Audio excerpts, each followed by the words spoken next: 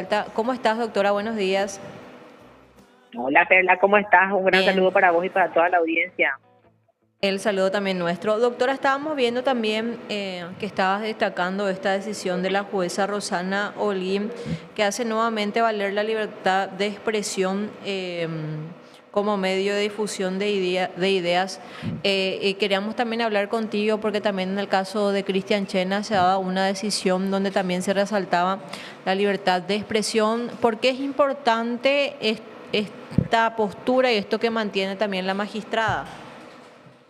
Sí, es muy importante analizar un poquito el fallo de esta jueza que realmente deja muchas enseñanzas y vamos a desglosarla brevemente, ¿verdad? En primer lugar, habla sobre la acción de amparo como medio o como vía rápida para silenciar voces críticas, ¿verdad? Que es Sí. algo que solemos ver con bastante frecuencia en tribunales cuando de repente existe una publicación donde a un funcionario público se le tilda de corrupto o de que hizo tal o cual cosa.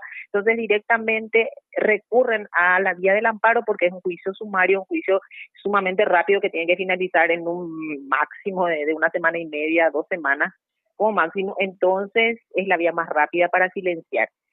Y ella dice justamente que esta no es la vía, ¿verdad? En primer lugar. En segundo lugar, habla y destaca sobre el mayor escrutinio que tienen los funcionarios públicos y cuando la información que se está divulgando es una información de interés público. Este es un estándar ya trabajado y bajado por la Corte Interamericana de Derechos Humanos desde hace décadas, pero que lastimosamente en Paraguay cuesta que esto se internalice y que se entienda por nuestros tribunales. Entonces, cada vez que un juez sale y destaca esto y hace no solo un control de constitucionalidad, sino también de convencionalidad, comparando con lo que establece el artículo 13 de la Convención Americana, entonces es digno de destacar. ¿Y qué es lo que dice la Corte Interamericana? Que cuando se trata de la difusión de ideas o de expresiones que tienen que ver con un funcionario público, cuando la información es de interés público o cuando se trata de candidatos electorales, entonces es información sumamente protegida por la libertad de expresión.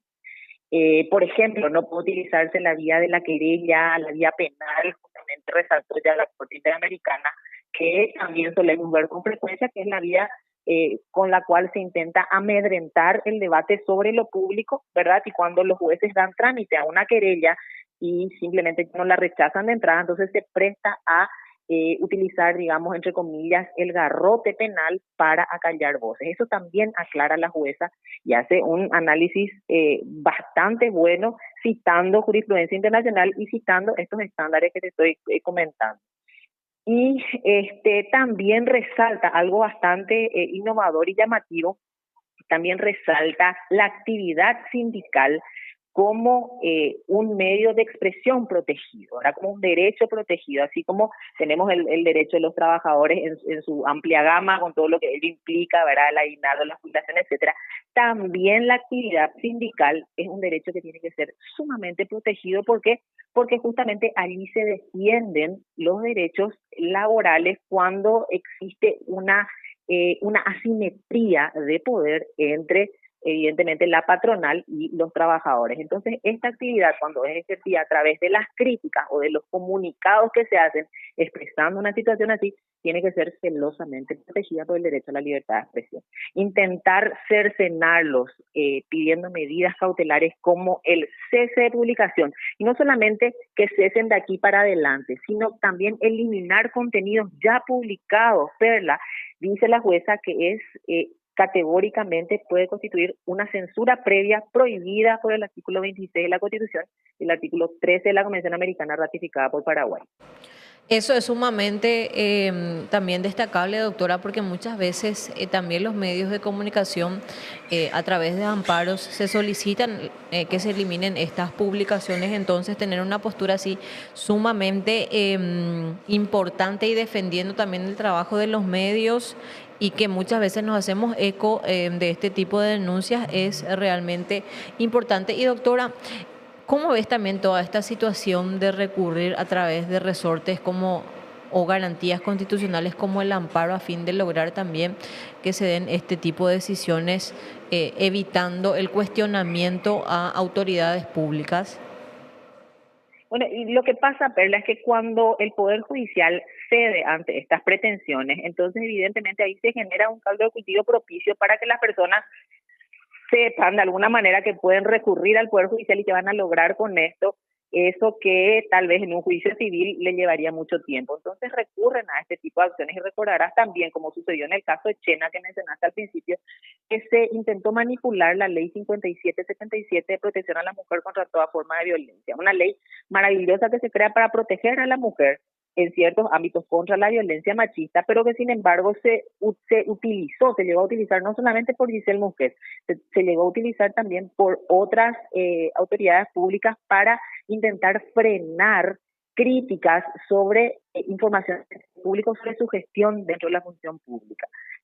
No tiene nada que ver con una cuestión de género. Entonces, pasa que cuando el Poder Judicial tuerce la balanza y tiende a, digamos, darle trámite a este tipo de artilugios jurídicos que se utiliza manipulando las leyes y la Constitución Nacional, entonces, evidentemente, es mucho más fácil para que esto suceda, ¿verdad? Por eso es que una sentencia así tan elocuente como la que dictó la jueza Rosana Frutos tiene que ser, pero tiene que ser estudiada en las universidades, ¿verdad? Realmente, porque no tenemos que cansarnos de explicar cuáles son los límites, cuáles son los estándares en materia de protección de libertad de expresión y cuáles son los límites a la defensa del honor y la reputación, que obviamente son derechos humanos también, el derecho a la intimidad, pero cuando se trata de información de interés público, cuando se trata de un funcionario público en el marco de sus funciones o un candidato electoral, por ejemplo, enterarnos de la enfermedad terminal del presidente de la República, ¿verdad? En un momento determinado va a ser una información personal privilegiada, pero cuando se trata de tomar decisiones que puede influir en nuestro voto, evidentemente se transforma en una información de interés público. Por eso es que hay que difundir y hay que conocer también estos estándares que viene bajando la Corte a través de sus sentencias para que tanto los medios de comunicación se sientan seguros al publicar la información y los comunicadores en general y también nuestros jueces, evidentemente, al tomar las decisiones en sus fallos. Sí, porque de alguna manera también estas personas van, ¿cómo se dice?, buscando, planteando, a fin de que de alguna manera también alguien haga lugar a este tipo de, de pedidos, entonces y tener también elementos contra los medios de comunicación y por ende... quería también conversarlo contigo, doctora, porque sabemos que hace bastante tiempo venís trabajando en la libertad, en la lucha contra la libertad, que sigamos teniendo libertad de expresión y por ende me pareció sumamente importante también conversarlo contigo, porque ellos van a seguir planteando a fin de evitar y buscar la censura tanto en los medios como también contra sindicalistas. Así es, Perla, por eso que tenemos que prender todas las luces posibles porque la transparencia y contar lo que se hace bien y también sacar a luz lo que se hace mal es lo que a nosotros, pueblo paraguayo, nos da idea de quienes están al frente de los poderes, ¿verdad? Y eso es fundamental, por eso no tenemos que cansarnos de explicar, cansarnos de mostrar y también felicitar a los magistrados cuando hacen bien su labor. Doctora, y el caso, aprovechando y antes de también de culminar esta entrevista, en la causa del señor Cristian Chena, ¿cómo está la situación del mismo? Justamente hablando de libertad de expresión.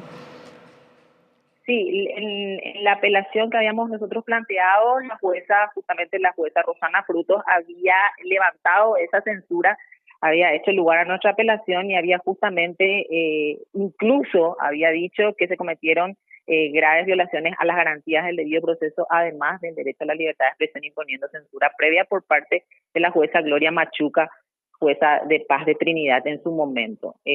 Luego de que esa sentencia quedó firme, ¿verdad? Ya una decisión en grado de apelación, la señora Giselle Mosquet planteó una acción de inconstitucionalidad que quedó pendiente, está con sorteo de voto propinante del doctor Diesel, pero no existe ningún estudio de admisibilidad todavía, ¿verdad?